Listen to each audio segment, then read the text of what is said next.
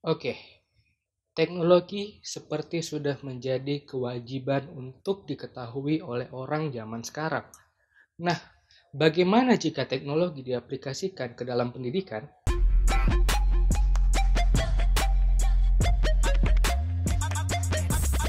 Oke, kembali lagi di channel Smart Talks dan kita kali ini akan membahas tentang suatu jurusan yang bernama jurusan teknologi pendidikan.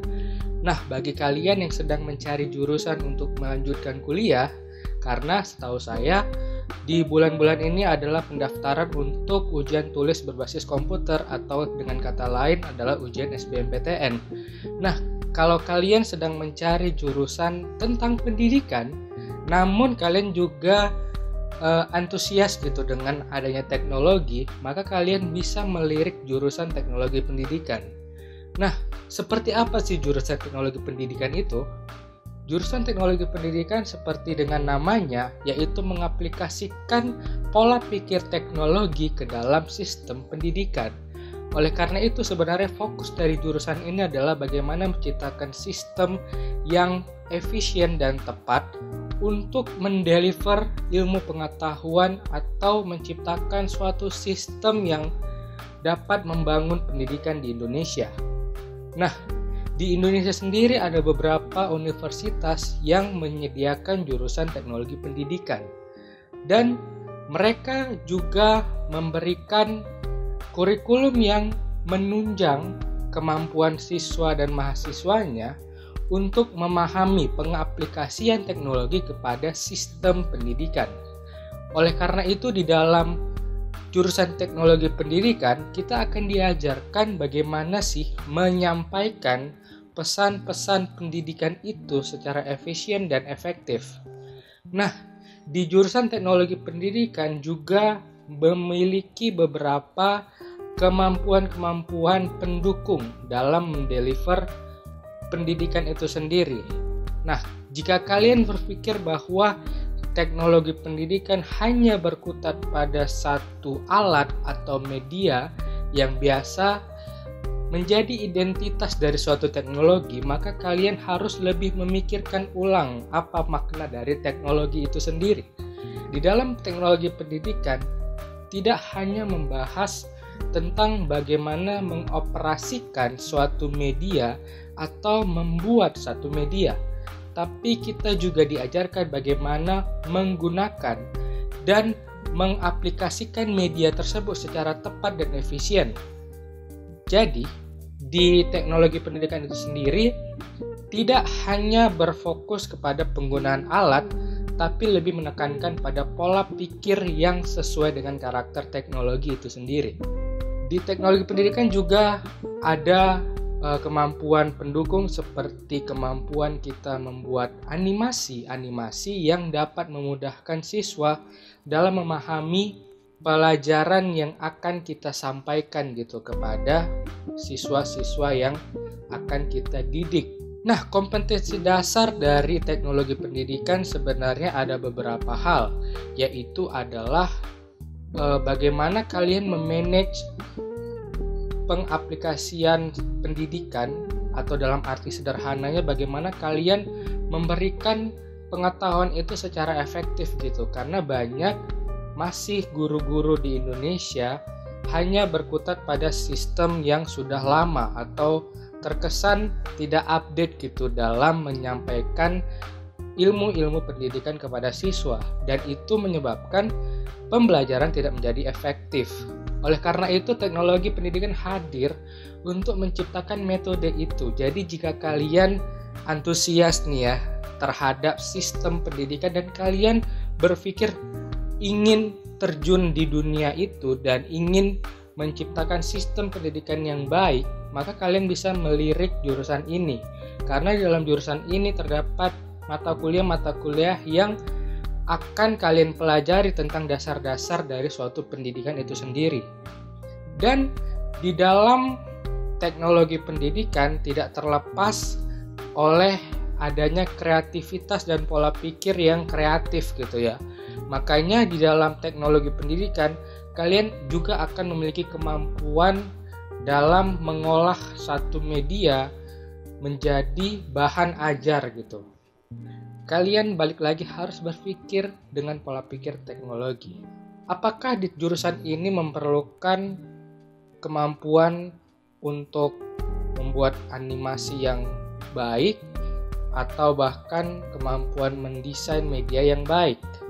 Nah, itu juga salah satu kompetensi yang harus dibutuhkan dari para calon mahasiswa untuk bisa mengembangkan mengembangkan media yang ada.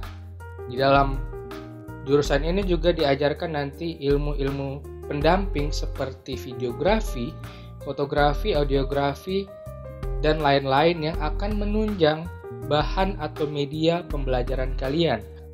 Apakah kalian mulai tertarik gitu ya dengan jurusan ini? Dan memang jurusan ini ibarat underrated gitu dari jurusan-jurusan favorit yang lain. Tapi bukan berarti kalian tidak bisa melirik jurusan ini untuk menjadi pilihan kalian di SBMPTN nanti. Apabila kalian suka nih dengan videografi atau kalian mempunyai kemampuan desain yang baik dan kalian berpikir hanya jurusan film atau jurusan desain visual yang bisa mengakomodir kemampuan kalian, maka kalian juga harus bisa melirik nih jurusan ini, karena di jurusan ini kalian juga bisa mengembangkan kemampuan kalian itu dalam bentuk media pembelajaran tentunya. Dan apabila kalian tertarik nih dengan sistem pendidikan dan kurikulum, kalian juga bisa melirik jurusan ini. So, di sini aku hanya membahas yang aku tahu ya. Tapi kalau kalian juga tertarik tapi tidak masuk kriteria ini, kalian juga tetap bisa, karena di kuliah itu ada namanya kuliah yang awalnya tidak minat tapi menjadi cinta gitu. Nah, kriteria-kriteria yang cocok biasa dengan jurusan ini adalah orang-orang yang pola pikirnya itu pola pikir yang kreatif atau bisa mengembangkan satu hal menjadi beberapa hal. Karena inti dari jurusan ini adalah mengembangkan satu sistem yang kompleks menjadi lebih sederhana dan dapat dideliver dengan baik kepada peserta didik. Nah, apabila juga kalian mempunyai kemampuan untuk membuat satu media apapun itu ya, seperti media animasi, video pembelajaran mungkin yang suka sering itu ya tentang video pembelajaran. Nah, kalian juga bisa mengembangkan kemampuan kalian itu di jurusan ini. Dan kalian apabila kalian hobi dengan videografi misalkan, kalian juga bisa gitu, karena di mata kuliah ini ada satu kompetensi pendamping gitu tentang kemampuan videografi dan fotografi tentunya. Dan kalian juga apabila kalian ibaratnya orang yang suka public speaking atau suka beropini, berdebat atau berdiskusi dengan materi-materi yang perlu dengan solusi dan masalah, kalian juga bisa mengembangkannya di jurusan ini dengan tujuan akhir adalah menciptakan satu sistem dan solusi yang baru. Karena di jurusan ini kita juga melatih pemikiran kita bagaimana kita memecahkan masalah-masalah yang kompleks menjadi lebih simple dan bisa kita selesaikan tentunya. Sekian video kali ini, dan aku juga akan terus membahas tentang fakta-fakta unik dari jurusan-jurusan yang lain dan apa sih yang ada di dalam kehidupan kampus tentunya, karena aku ingin berbagi kepada kalian apa sih yang harus kalian persiapkan ketika kalian ingin melanjutkan pendidikan kalian di perguruan tinggi. So, jika kalian suka video ini, silahkan klik subscribe di bawah, like dan share video ini. Apabila teman-teman kalian mungkin yang masih bingung memilih jurusan atau bingung bagaimana sih kehidupan di kampus, bagaimana kita menghadapi perguruan tinggi, kalian bisa share video ini supaya mereka juga lebih mengerti dan lebih siap gitu menghadapi perguruan tinggi yang akan kalian hadapi.